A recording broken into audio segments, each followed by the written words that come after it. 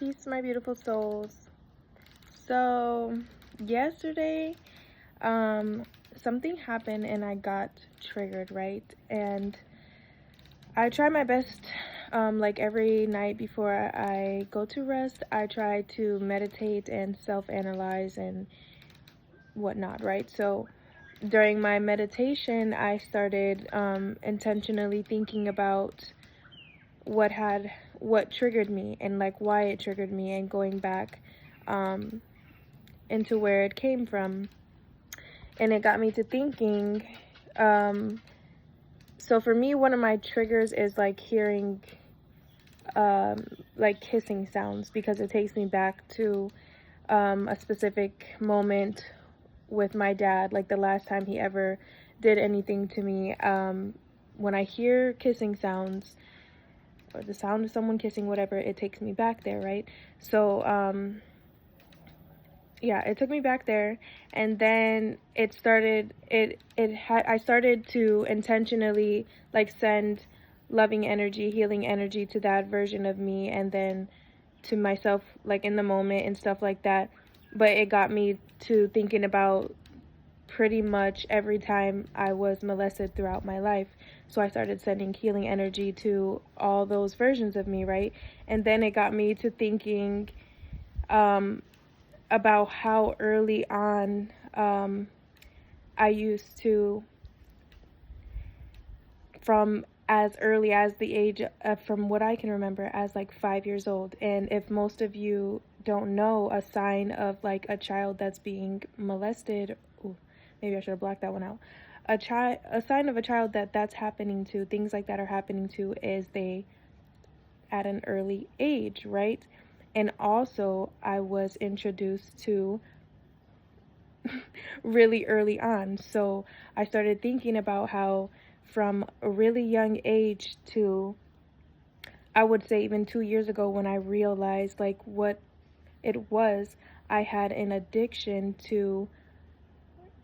And that one was really hard for me to like come to terms with, because I felt like I wasn't, because I could go a really long time without watching it or doing anything, and then out of nowhere I would feel like I had to. And in order for me to like touch myself, I had to watch it.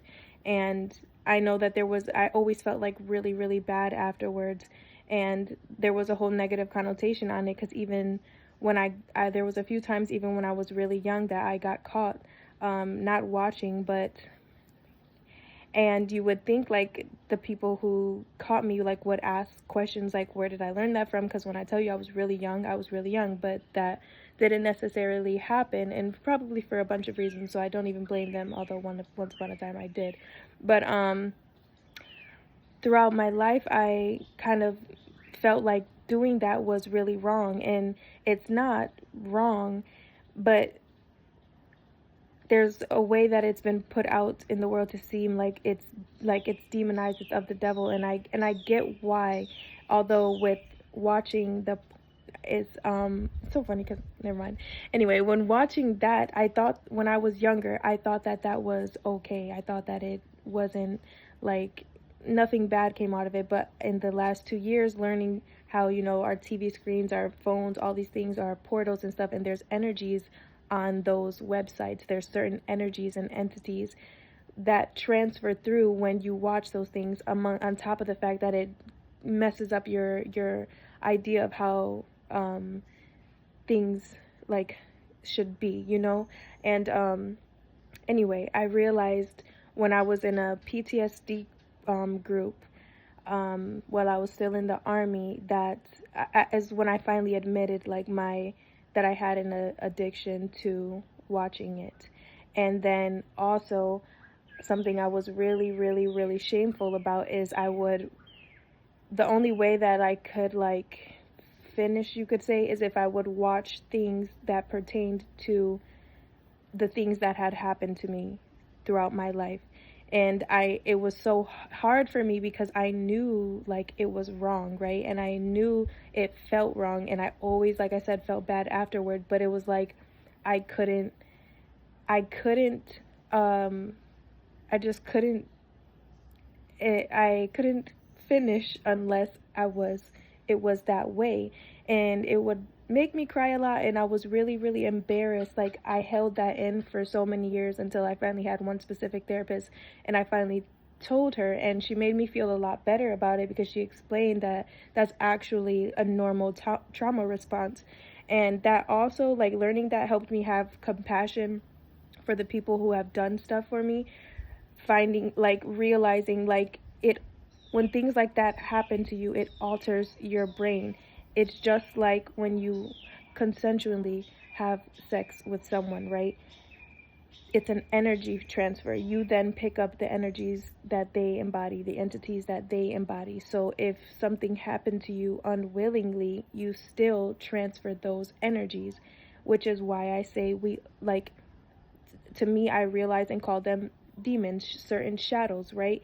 And until you intentionally cleanse and heal yourself of those demons, you will carry that. So at that time, I still didn't know all of that, right? But within the last 2 years, I learned all of the extra stuff and the energy exchange and all of these things, and learning to cleanse myself and purify myself of those energies, because yes, I learned that they transfer, but it did, like I said, help me have compassion and not have so much hate and anger towards those people. Although, not to make an excuse for anybody who has done things to people, because you choose, like, you can clean yourself of those energies, those demons, even if they were placed upon you by somebody else. And the thing is, it goes back why so many, like, families have this thing going on within them, um and just people in general. It goes back as far as, like, slave days and all these things, when, or the colonizers taking the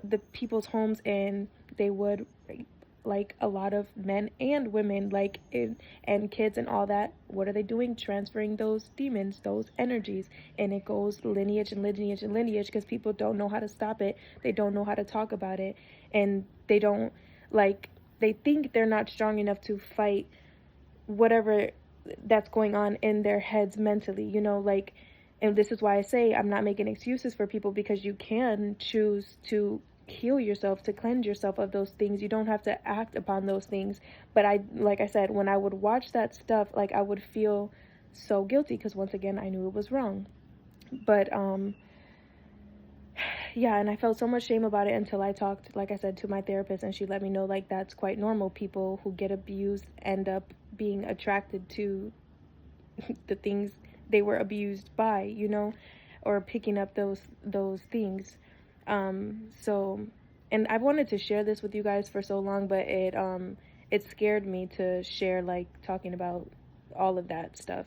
But I know, like, a lot of people struggle with it, and it's come across my attention also with somebody else about the touching as a child, and feeling like you had to do it. Like, when I think about my childhood, I would do it at times where, like, I would say I was pretty bold, like, people would even be around, but I felt like I had to. And I've met multiple people within my life that have gone through the same thing, not even realizing it's because they awakened a certain energy in us early on. Like, it's normal, once again, to touch yourself and explore your body, but also, depending, like, you have to think about age factors. There's certain times where it's not already, like, it's not naturally activated at such a young age, if you get what I'm saying. And that's something, like, people should be more cautious and aware about. If you see, like, a really young child doing things like that, there's usually a reason, behind it. And which is one reason why I'm here to share, but also for other people, and even feeling bad about certain things, like, a lot of things that we don't even realize are literal trauma responses and stuff like that, So, yeah, I just wanted to share that, because I was thinking about all of that, and I used to, like, beat myself up about it and feel real bad about, like, all of that. And then it got to a point where, like, in this journey, in my self-love journey, I had to relearn how to let myself explore myself in a healthy manner, like, telling myself I'm worthy of this, and stuff like that, and having a healthy sexual energy, learning to have a healthy sexual energy with myself and with others. And I'm still in that journey, still learning and stuff like that, you know. But we really pass off the whole porn thing. I'm trying to censor myself. I know it sounds weird and looks weird, but we downplay that so much, and it's so easily available too, because those powers that be, whatever you want to call them, they know like how that affects people. You know, they know what is really happening when people watch that stuff. You know, and it's not a healthy thing. We should be able to do those, like explore ourselves without needing that stimulation, you know. And this is not to judge anybody or anything like that, but to encourage you to try and explore yourself without that, and do more research about what it is that's actually happening when you're watching, and the transfer of energies. And also be like, if you are someone who has been taken advantage of, let me use the word so I don't have to censor, you have the power to clear that energy from your body. And sometimes with certain situations, certain people, especially if it's happened more than once, you have to repeat that, clean that energy out of your sacral chakra, out of your womb, out of your body, out of your mind, and also past sexual partners in general, even if it was consensual, cleansing yourself of that energy. Because once again, when you have these moments, you transfer energy. But yeah, this is just a message, you know, going deep in some vulnerability, but also to let you know we have the power to heal and cleanse ourselves of all of these things, you know, and to help you not carry so much shame and guilt about things, but knowing that you have control to change, you know. Yeah, I just wanted to come share that with you guys. I love you. I will talk to you soon.